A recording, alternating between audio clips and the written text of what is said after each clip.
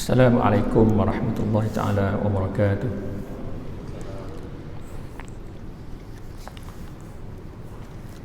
Bismillahirrahmanirrahim. Alhamdulillahi rabbil alamin. Wassalatu wassalamu ala asyrafil anbiya wal mursalin wa ala alihi wa sahbihi ajma'in. Rabbi shrah li sadri wa yassir li amri wahlul 'uqdatam min lisani yafqahu qawli. Para jemaah yang dikasihi sekalian, kita masih lagi dalam aura memperingati tahun baru Hijrah 1444. Dalam peristiwa Hijrah ini banyak perkara yang kita belajar sebenarnya, dan mungkin dalam sepanjang tempoh ni dah banyak pendedahan kuliah dan sebagainya ini disampaikan oleh para asatizah. Hijrah kalau dari sudut fizikalnya berpindah dari Mekah ke Al-Madinah Al-Munawwarah. Perpindahan fizikal ni biasa berlaku dalam kehidupan manusia. Kita pun sentiasa berpindah randah daripada satu negeri ke negeri. Saya dulu duduk Kelantan, berpindah mai Kuala Lumpur kerana belajar, bekerja dan sebagainya. Tuan-tuan pun begitulah. Banyak urusan yang menyebabkan kita kena berpindah dari satu tempat ke tempat yang lain. Dan perpindahan ni dia kadang-kadang dia banyak cabaran. Maklumlah kita pergi ke tempat baru dan banyak urusan terpaksa kita settle, sekolah anaknya, pindah barang dan sebagainya, susah pindah. Dan pelarian yang ada di seluruh dunia sekarang ni pun cukup banyak berpindah juga. Negara kita pun ramai yang daripada negara-negara jiran yang datang ke sini, berpindah daripada tempat asal ke tempat yang lain. Itu dari segi fizikal. Itulah yang berlaku kepada Rasulullah SAW juga. Dan Rasulullah ni sangat kasih kepada Mekah, tempat tumpah, tempat beranak, tempat besar situ. Ketika Rasulullah keluar daripada Mekah nak berhijrah ke Madinah, Rasulullah naik atas satu bukit, berpandang paling tengok ke Mekah. Rasulullah kata, ma'atiyabuki min baladin, comelnya negeri ni. Ma'atiyabuki min baladin, comelnya Mekah. Wa uhibbuki ilayya, wa habbuki ilayya, maknanya hak paling aku kasih kat Mekah dah. Walaula anna qaumi akhrajuni minki ma salaktu ghairak. Kalau tidak kerana kaum aku yang hamba aku keluar ni, aku tak akan cari tempat lain nak duduk Mekah. Maknanya Mekah satu negeri yang sangat dicintai oleh Rasulullah SAW. Tempat dia baginda besar dan tempat baginda hidup sebelum daripada itu. Tapi oleh kerana hijrah ni dia wahyu daripada Allah Subhanahu Wa Taala. Dia bukan hanya satu perpindahan yang biasa kita tengok kepada perpindahan manusia. Dan dia bukan saja perpindahan semata-mata berpindah, tetapi di sana ada perkara-perkara yang ia sebenarnya adalah syariat kepada agama kita ini. Jadi dalam hijrah Rasulullah ini, di samping kerana kita tahu faktor kepada hijrah itu kerana tekanan yang kuat daripada kaum Quraisy di Mekah untuk nak sebarkan dakwah Islam, sudah agak sukar. Para sahabat diseksa dan baginda sendiri dikepung, diboikot. Itu yang kita semua tahu. Keluarga Ali Yasir itu cerita yang terkenal, diseksa oleh kaum Quraisy, sehingga baginda bagi tahu kepada keluarga Yasir, abshiru ala Yasir fa inna maw'idakumul jannah, bergembiralah wahai keluarga Yasir, janji kamu adalah syurga. Ditekan dan Sumayyah keluarga Yasin Sumayyah dibunuh dan menjadi wanita pertama yang syahid dalam Islam. Jadi pelbagai tekanan menyebabkan terpaksa berhijrah ke tempat lain, pergi ke Habasyah, pergi ke Taif, baginda ke Taif dan sebagainya. Dan akhirnya diarahkan, diwahyukan supaya berhijrah ke Al-Madinatul Munawwarah. Selain daripada faktor itu, dalam hijrah itu sendiri, kalau kita tengok huraian yang ditulis oleh Sayyid Ramadan Al-Buti dalam Fiqh Sirah, buku yang sangat terkenal, saya sangat recommend kalau boleh baca buku ini. Fiqh Sirah namanya, sudah ada terjemahan dalam bahasa Melayu. Al-Buti mengutip beberapa perkara dalam peristiwa hijrah itu yang sebenarnya ia menjadi syariat kepada agama kita ini. Ia menjadi perkara yang kita yakini dalam akidah, perkara kita amalkan dalam fiqh, dan perkara kita berakhlak dalam akhlak. Jadi terkandung dalam hijrah itu macam-macam perkara. Kalau kita tengok, ambil 2-3 perkara pagi ini. Rasulullah SAW berhijrah, kita tahu para sahabat diminta untuk berhijrah lebih awal daripada baginda Rasulullah SAW. Batch by batch keluar, dan Sayyidina Umar keluar, dan Rasulullah sendiri belum keluar, masih menunggu arahan daripada Allah Subhanahu Wa Taala, menunggu wahyu untuk keluar. Bila Rasulullah terima wahyu baginda perlu keluar, perlu berhijrah, maka Rasulullah pergi ke rumah Abu Bakar. Pergi ke rumah Abu Bakar, beritahu Abu Bakar sudah masalah untuk kita berhijrah ke Madinah.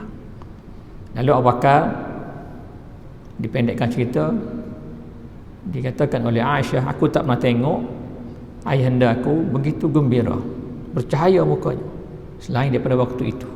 Gembira kerana terpilih untuk berhijrah bersama Rasulullah SAW.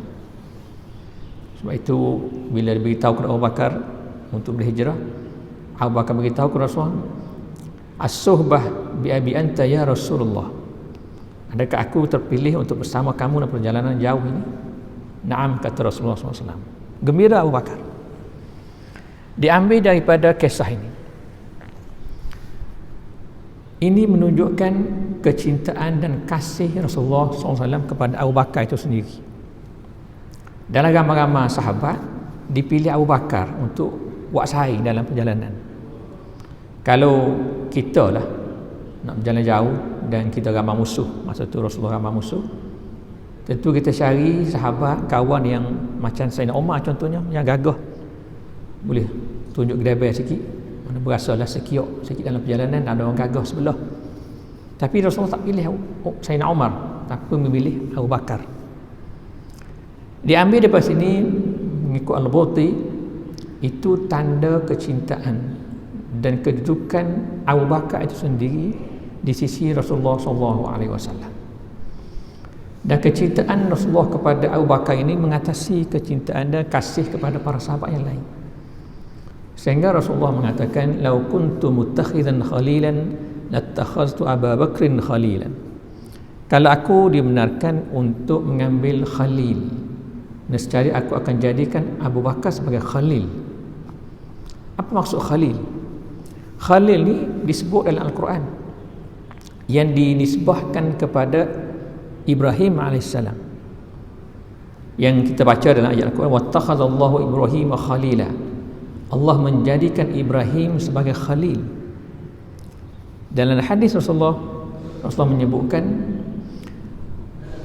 innallaha ittakhadhani khalilan kama ittakhadha Ibrahim khalila.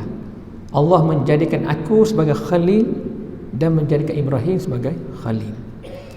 Khalil ini digunakan hanya kepada orang manusia saja, iaitu kepada Ibrahim dan kepada Nabi Muhammad SAW. Khalil maknanya daripada al-khullah. Al-khullah ni satu kedudukan, satu maqam mahabbah, kecintaan yang lebih tinggi daripada kecintaan biasa. Kita biasa guna mahabbah, cinta, kasih. Khalil ini, al-khullah ini, dia lebih tinggi daripada maqam itu. Jadi kedudukan Nabi Ibrahim sebagai khalil yang dicintai oleh Allah Subhanahu Wa Taala mengatasi kalimah mahabbah. Kedudukan baginda Nabi Muhammad SAW sebagai Khalil, mengatasi kecintaan kelima mahabbah digunakan kepada manusia yang lain. Jadi kata Rasulullah, kalau aku boleh mengambil Khalil, aku akan ambil Abu Bakar sebagai Khalil. Allah mengambil Ibrahim sebagai Khalil, Nabi Muhammad sebagai Khalil. Kalau aku boleh ambil Khalil, Abu Bakar lah Khalilnya. Tapi kerana Khalil ini tak dibenarkan, hanya kepada Ibrahim dan kepada Nabi Muhammad SAW. Itu kecintaan Rasulullah kepada Abu Bakar. Dan dalam Quran, bila Allah Subhanahu Wa Taala menyebut tentang cinta dan kasih kepada orang mukmin, Allah Subhanahu Wa Taala sebut tentang mahabbah. Banyak, ada beberapa tempat Al-Quran. Antara contohnya, yuhibbuhum wa yuhibbuna. Allah kasih kepada mereka itu dan mereka itu kasih kepada Allah. Yang digunakan kalimah itu mahabbah, tak diguna kalimah al-khullah ataupun khalil. Tahap kecintaan baginda sallallahu alaihi wasallam kepada Abu Bakar ini sebenarnya itu juga menjadi akidah dalam Ahlus Sunnah wal Jamaah. Kita dalam Ahlus Sunnah wal Jamaah, kita mesti memperlebihkan Abu Bakar. Kita mesti letak kedudukan Sayyidina Abu Bakar radhiyallahu anhu di tempat yang tinggi. Dan begitu juga dengan para sahabat. Sebab itu dalam akidah kita, para sahabat Rasulullah SAW dan Abu Bakar itu sendiri perlu kita agungkan, perlu kita cintai dan kasihi kepada mereka ini, kerana mereka ini disebut dalam Al-Quran. Kedudukan mereka itu disebut dalam Al-Quran. Maka kerana itu wajib untuk kita memuliakan para sahabat, terutama kepada Abu Bakar itu sendiri yang menjadi sahabat yang paling tinggi kedudukannya di sisi Allah Subhanahu Wa Taala, di sisi Rasulullah sallallahu alaihi wasallam. Jadi pemilihan Rasulullah kepada Abu Bakar itu menunjukkan satu kedudukan yang tinggi kepada Abu Bakar, dan itulah yang menjadi syariat dalam agama kita ini, menjadi akidah dalam Ahlus Sunnah wal Jamaah. Sebab itu kita tidak bersama dengan Syiah. Syiah, antara perkara yang dia kutuk ialah Abu Bakar, mempertikaikan khilafah Abu Bakar itu. Sedangkan perhatikan Abu Bakar sebagai khalifah menggantikan Rasulullah SAW apabila Rasulullah mati, wafat, memang dia lantik Abu Bakar sebagai khalifah dan dibai'ahkan oleh semua para sahabat yang lain. Jadi kita melebihkan Abu Bakar daripada sahabat-sahabat yang lain. Dan ini akidah kita dalam As-Sunnah wal Jamaah. Dan ini ditunjukkan oleh baginda sallallahu alaihi wasallam dalam banyak perkara. Rasulullah akan melebihkan Abu Bakar. Ketika Rasulullah sakit nak wafat, Rasulullah yang minta Abu Bakar menggantikan baginda menjadi imam solat di masjid baginda. Ini satu kedudukan.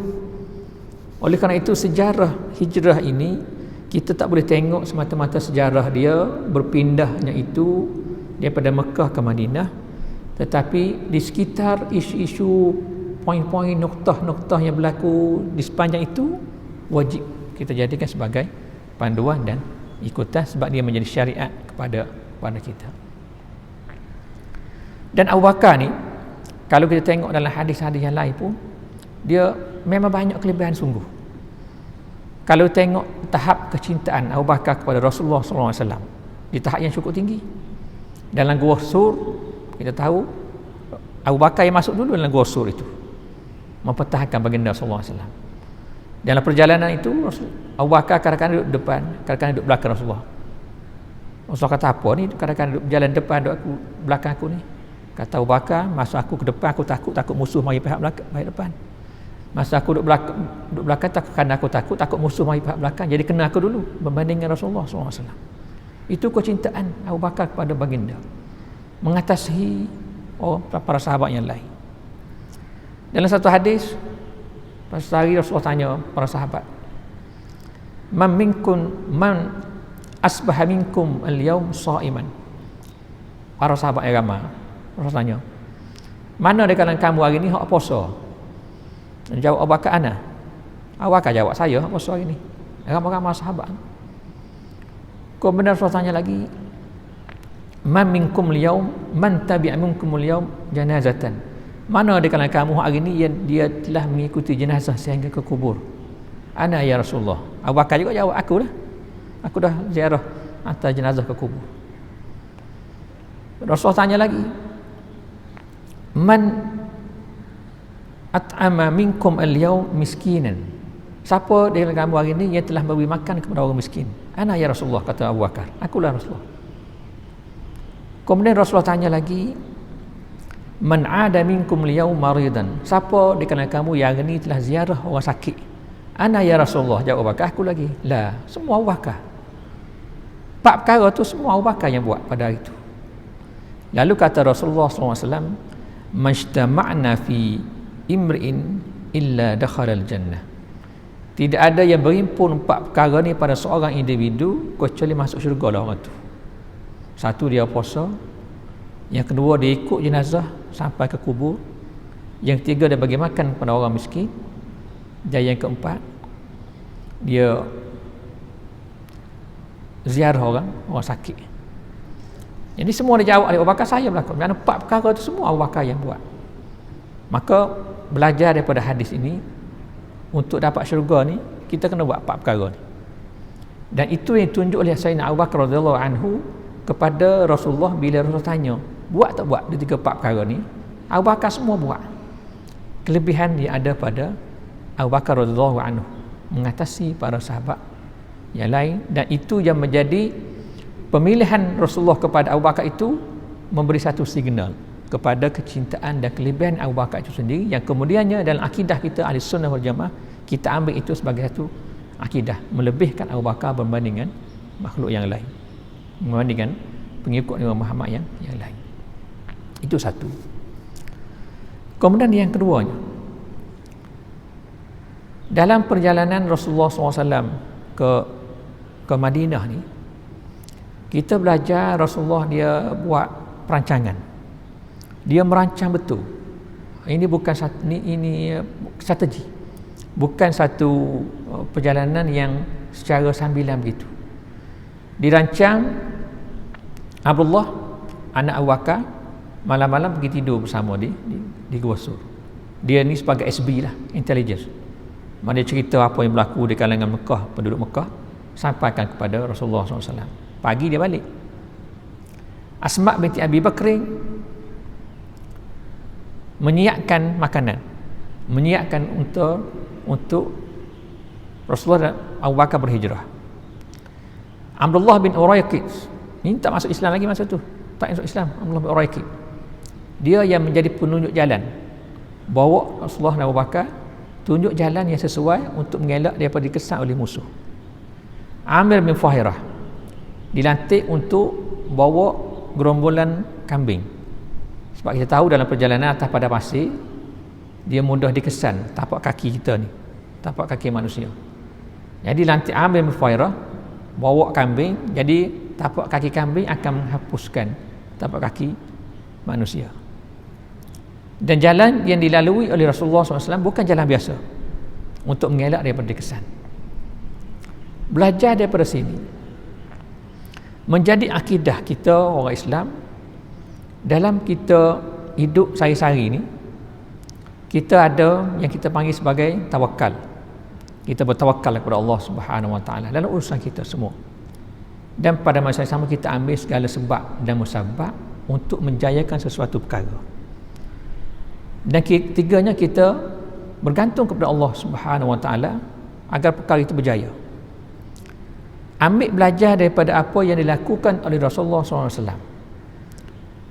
Yang menjadi akidah kita sekarang ini ialah itu yang kita pegang. Tak boleh hanya semata-mata bertawakal, tapi banyak berusaha untuk menjayakan sesuatu perkara. Sebab Rasulullah dia rancang, dia plan dan buat strategi untuk melaksanakan hijrahnya ke Madinah. Dan pada masa sudah hilang segala sebab musabab, masa Rasulullah SAW berada dalam Gua Sur. Masa dalam Gua Sur itu, nak tubik tak boleh dah, nak lari tak boleh, nak keluar musuh kat luar. Ketika itu hilang segala perancangan, hilang segala sebab dan musabab. Ketika itulah kebergantungan yang tinggi kepada Allah Subhanahu Wa Taala. Tapi tawakal itu selepas segala perkara dilaksanakan. Bukan selepas lah, di peringkat awal lagi kita kena tawakal, pada masa yang sama kita mengambil segala sebab dan musabab untuk menjayakan sesuatu perkara. Ini yang ditunjukkan oleh Rasulullah SAW dalam peristiwa hijrahnya. Kalau kita baca sejarah hanya sebagai sejarah, sirah itu sebagai semata-mata sirah, kita tak kutip dalam sirah itu perkara yang menjadi pengajaran pada kita tak akan nampak. Hijrah itu mengajar kita tentang syariat ini, mengajar kita tentang hukum hakam ini dan akidah kita. Sebab itu dalam hadis yang lain Rasulullah mengatakan dalam bab usaha ni, ihris ala ma yanfa'uka. Kamu tengok-tengok benda yang boleh memberi manfaat kepada kamu. Ihris, jaga benda boleh memberi manfaat. Fikirkan, ambil plan, buat strategi perkara-perkara yang boleh beri manfaat. Wasta'in billah, dan minta tolong dengan Allah. Wala ta'jazanna, dan jangan kamu merasa lemah. Apa maksud arahan ini, hadis ini? Tidak lain dan tidak bukan, maksud hadis ini Rasulullah nak supaya manusia ini dia berusaha buat satu benda yang boleh bagi manfaat kepada hidupnya, berusaha dan minta tolong dengan Allah. Itu masuk bab tawakal, masuk bab berdoa kepada Allah Subhanahu Wa Taala. Wala ta'jazan, jangan kamu merasa lemah. Maknanya jangan kita merasa putus asa daripada melakukan segala usaha untuk menjayakan suatu perkara yang bermanfaat kepada kita, kepada manusia. Ini yang kita kena perhalusi dan tekuni supaya kita tidak terjebak dalam kesilapan dalam memahami tentang konsep tawakal. Kerana manusia kadang-kadang dia pergi kepada tawakal tapi tidak pergi kepada usaha. Hidup kita ini kena ada dua-dua tu. Usaha kena ada dan tawakal kena ada. Dan bila kita sebut tawakal, dia juga berkait dengan kebergantungan kita kepada Allah Subhanahu Wa Taala. Dan bergantung kepada Allah itu akan bawa padanya kita berdoa. Berdoa itu tanda kita bergantung kepada Allah Subhanahu Wa Taala. Tanda kita bertawakal kepada Allah Subhanahu Wa Taala dalam melaksanakan urusan harian kita dan dalam banyak perkara yang kita laksanakan dalam hidup kita ini.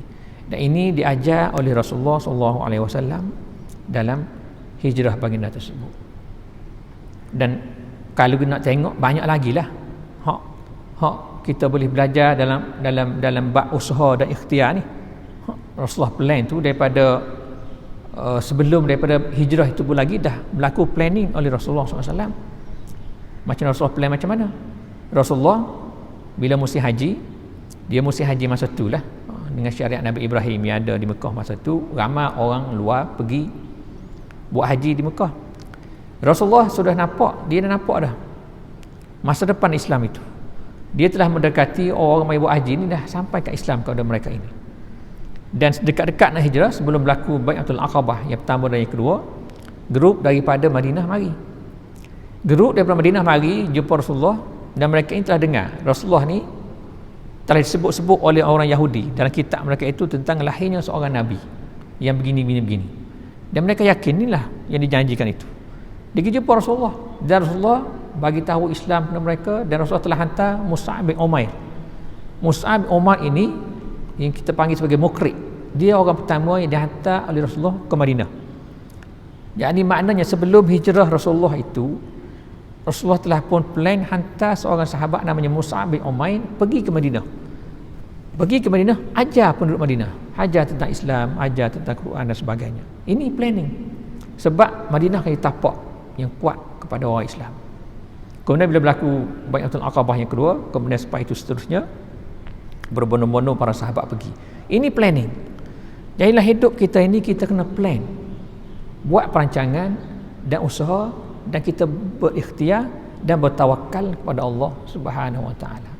Sama juga masa kita diuruskan tentang COVID baru ni kita alhamdulillah setakat ni dah okey dah sikit, walaupun banyak kes lagi. Musim kita COVID lagi tu mati akal semua. Mati akal nak sebab kes makin banyak setiap hari dan sebagainya. Jadi kita buat akidah kita kena betul. Kita berusaha dan kita berikhtiar dengan SOP dan sebagainya kita buat. Ini akidah. Masa mula-mula PKP itu, kita PKP 18 Mac 2020. duduk saja rumah, saya tulis satu artikel Mauqiful Mu'min min virus corona, sikap orang Islam tentang virus corona ini. Saya tulis dalam bahasa Arab, dikeluarkan di dalam satu website di Syria, Nasimus Syam. Saya tulis dalam itu tentang sikap kita orang mukmin tentang corona ni. Pertama, kita terima dia sebagai takdir. Yang kedua, kita bertawakal kepada Allah Subhanahu Wa Taala. Kita berusaha dengan segala SOP yang ada, perubatan dan sebagainya, untuk kita berdepan dengan corona ini. Dan kita banyak berdoa kepada Allah Subhanahu Wa Taala. Ini ajaran Islam. Ajaran Islam, kita dalam semua situasi kena ada bergantung dengan Allah Subhanahu Wa Taala, dan kita buat ikhtiar yang menjadi sebab musabab kepada suatu perkara itu. Dan itu ditunjukkan oleh Rasulullah SAW dan sepanjang hijrahnya. Yang ketiga, yang kita bisa belajar daripada hijrah, kalau kita tengok kepada Rasulullah keluar pada malam tu, pada pagi itulah, Rasulullah keluar pagi ketika sebelum subuh, dan pasal itu pada malam itu sehari dua sebelum tu orang Quraisy telah berpakat untuk membunuh Rasulullah SAW. Sepas mereka melihat, mereka semakin tercabar, kepentingan makin tercabar apabila mereka melihat networking Rasulullah makin kuat. Sebab orang luar sudah mari, dan orang luar sudah menerima Islam, yang mari daripada yang berlakunya Bai'atul Aqabah yang pertama dan Bai'atul Aqabah yang kedua. Networking Rasulullah ni makin kuat. Dan segala usaha yang dia buat sebelum tu, boikot, kemudian penyiasaan kepada para sahabat, tidak memberi kesan kepada kebangkitan Islam di Mekah. Maka mereka rancang untuk bunuh Rasulullah SAW. Antara cara dia fikir ialah malam tu dia hantar berpuluh orang pemuda daripada mewakili setiap kabilah, dan mereka plan nak bunuh Rasulullah sekali. Sebab dalam dunia Quraisy, dunia orang Arab, kalau kabilah ni bunuh orang daripada kabilah yang lain, dia ada hukum hakam dia, sama dia tu kena bayar pampasan, kabilah ni kena bayar diat kepada kabilah ini dan sebagainya. Untuk mengelak daripada ada tanggungjawab kepada satu kabilah, dia rancang pilih pemuda di kalangan semua kabilah, dia bunuh sekali Rasulullah. Jadi tak ada timbul siapa nak bayar diat kepada siapa. Malam itu ditakdirkan hak pergi nak bunuh Rasulullah tu tidur belaka, tertidur semua, terlena. Dan Rasulullah keluar dalam keadaan mereka itu semua tidur. Ramai-ramai tu boleh ke tidur nak pergi dengan satu mission untuk bunuh Rasulullah, tapi semua tu pergi tidur, dan Rasulullah keluar dengan selamat. Ini mukjizat. Begitu juga kalau kita tengok Suraqah, pembunuh upahan yang nak bunuh Rasulullah. Dia ni main Lone Ranger, dia tak pakat dengan orang, dia nak bunuh dia sendiri. Bila dia nampak Rasulullah nak mendekati Rasulullah, kuda yang dia naik tu tergelar kaki, patuh pergi suku sembah, jatuh atas pasir dan bergelepar sehingga bulu debu tu naik, dilihat naik berterbangan. Usaha lagi tak boleh juga, jatuh macam tu juga, tak boleh mendekati Rasulullah SAW. Ini mukjizat Rasulullah SAW, mukjizat yang dibuat oleh Allah Subhanahu Wa Taala untuk mempertahankan Rasulullah SAW. Belajar daripada kisah ini, bagaimana orang ramai sekaligus ramai-ramai itu boleh tidur kalau tidak kerana mukjizat. Bagaimana Suraqah ini sudah hampir dengan Rasulullah, bagaimana kuda dia tak boleh mendekati Rasulullah 2-3 kali nak terah, tak boleh. Ini mukjizat. Dalam agama Allah ini, dalam Islam, mukjizat juga satu akidah kepada kita dalam Ahlus Sunnah wal Jamaah. Kita kena yakini bahawasanya mukjizat itu berlaku kepada Rasulullah SAW, dan tujuan mukjizat ini untuk mengukuhkan risalah itu, untuk mengukuhkan kebenaran yang dibawa oleh Nabi Muhammad SAW. Dan mukjizat ini diberikan kepada semua para rasul-rasul dan para nabi sebelum dari Nabi Muhammad SAW. Kalau Musa kita tahu dengan tongkatnya, Ibrahim kita tahu dicampak dalam api tapi tak terbakar, Ini semua bantuan daripada Allah Subhanahu Wa Taala yang bila berlaku kepada seorang rasul, kita panggil dia sebagai mukjizat, kemuliaan. Bila berlaku kepada auliaillah, kita panggil dia sebagai al-karamah. Dan ini berlaku dalam hidup kita pun. Bila berlaku kepada orang mukmin, orang soleh, kita panggil itu sebagai al-ma'unah, bantuan daripada Allah Subhanahu Wa Taala.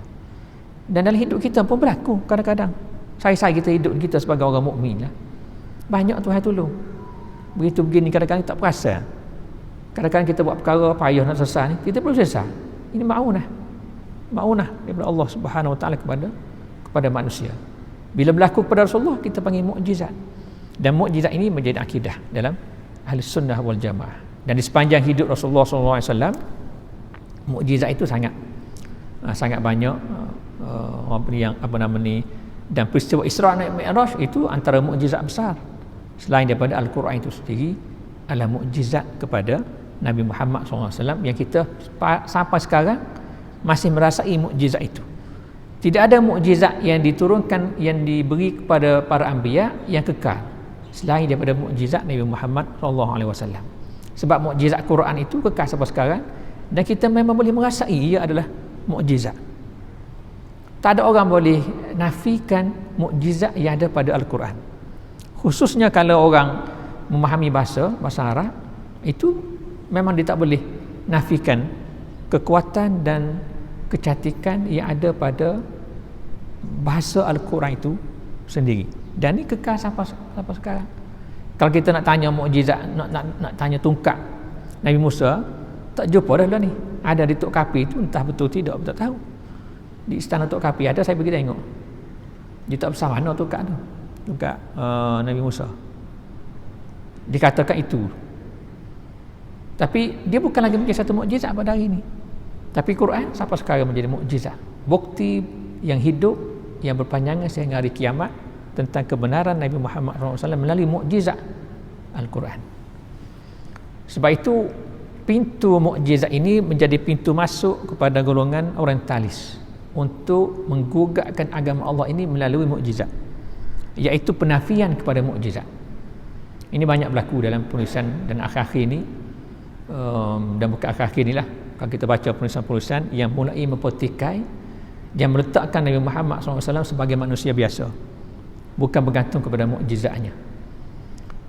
Macam contoh pentafsiran Al-Quran yang Tayran Ababil. Tayran Ababil, kita tahu kisah burung ababil mari burung jatuhkan batu kena kepada tentera Abraha, dan tentera Abraha mati semua dengan sebab Tayran Ababil. Ada tafsir Quran yang menulis, ini kalangan ulama kita terkenal juga. Dia tulis, dia kata itu bukan dalam bentuk burung tu mari, tapi dalam bentuk penyakit.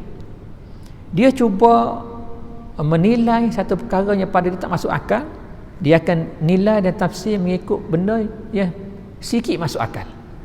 Dia kata bukan burung mari, tapi maksudnya tentera Abraha tu diserang oleh satu jenis wabak penyakit dan mereka mati kerana itu.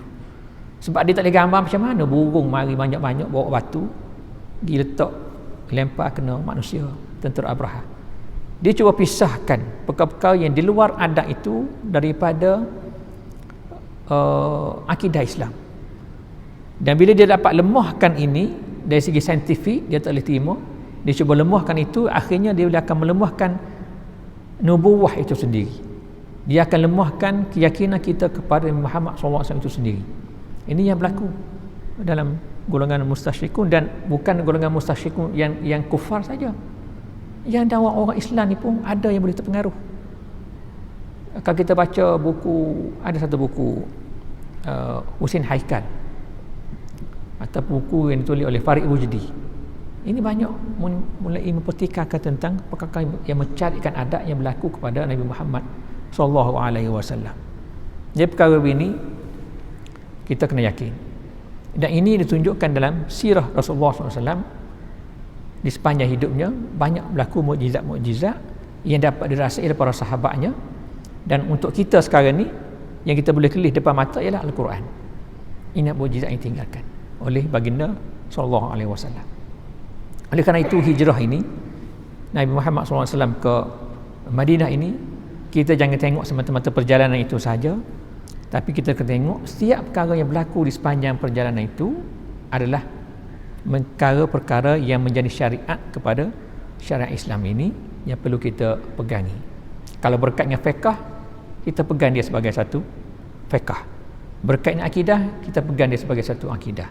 Berkait dengan tasawuf, akhlak, kita beramal dia sebagai sebuah akhlak. Berkait dengan fiqh contohnya, kalau kita nak pergi lagi, menjadi dibincangkan dalam kitab fiqh kita tentang apabila Rasulullah berpindah daripada Mekah ke Madinah, itu perpindahan daripada satu negara yang tak boleh lagi beramal dengan Islam kepada sebuah tempat yang kita boleh beramal dengan Islam. Kita belajar dalam fiqh sekarang ni pun memang kita kena berhijrah kalau kita berada di satu tempat yang tak boleh kita zahirkan lagi syariat Islam.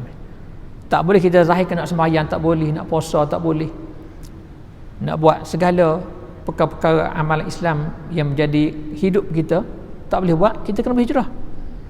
Sebab itu kita perlu berhijrah daripada Darul Harbi kepada Darul Islam. Ini dibincang dalam fiqh. Yang ini juga ada kaitan dengan hijrah yang ditunjukkan oleh Rasulullah SAW. Jadi para ulama mengutip daripada peristiwa itu banyak perkara. Dalam bab akidah yang tadilah, dalam bab tasawuf akhlak itu banyak boleh kita kutip. Daripada tindakan Abu Bakar menjaga Rasulullah itu sendiri, itu masuk bab akhlak. Kecintaan yang ditunjukkan oleh Abu Bakar kepada Rasulullah itu masuk dalam bab akhlak, menjaga Rasulullah SAW. Dan sambutan para golongan Ansar di Mekah kepada golongan Muhajirin, itu menjadi akhlak kepada kita. Kecintaan yang mereka tunjukkan kepada golongan Ansar itu akhlak. Mereka sanggup mengorbankan harta dan apa saja untuk memudahkan orang Muhajirin yang baru sampai daripada Mekah ke Madinah. Dan mereka sambut Rasulullah dengan begitu hebat. Bila nampak Rasulullah sampai, mereka mengalunkan nasyid, Tolak al-Badru alaina, kita duduk maulid sekarang itulah. Kecintaan ditunjukkan oleh penduduk Madinah kepada Nabi Muhammad SAW. Dan itu juga menjadi akidah kita sebenarnya, kecintaan kepada Rasulullah. La yu'minu ahabukum hatta akuna ahabbu ilahi. Tidak beriman kepada seorang kamu sehingga aku ni lebih kasih pada dia berbanding dengan dirinya dan keluarganya. Jadi mahabbah kepada Rasulullah SAW yang ditunjukkan oleh penduduk Madinah juga menjadi syariat kepada kita. Kita wajib kasih kepada Rasulullah SAW. Jadi keseluruhan peristiwa hijrah itu adalah merupakan syariat kepada umat Islam, syariat kepada agama ini. Jadi kita kena pelajari hijrah itu bukan semata-mata perjalanan, tapi belajar dia sebagai satu syariat kepada agama ini yang kita kutip daripadanya banyak perkara, dan ini boleh kita baca dalam pelbagai penulisan yang ditulis oleh para ulama yang berkait dengan fiqh sirah Rasulullah SAW. Jadi saya rasa setakat itulah perkongsian pada pagi ini. Mudah-mudahan ada manfaat untuk kita sendiri dan untuk saya sendiri, dan mudah-mudahan kita dikukuhkan iman, ditetapkan iman untuk terus istiqamah dengan agama Allah ini, untuk terus istiqamah dengan amal-amal ibadat, terus istiqamah dengan masjid ini untuk melaksanakan segala arahan Allah Subhanahu Wa Taala dan mengelak daripada melakukan segala larangan Allah Subhanahu Wa Taala. Wabillahi taufiq wal hidayah. Wassalamualaikum warahmatullahi wabarakatuh.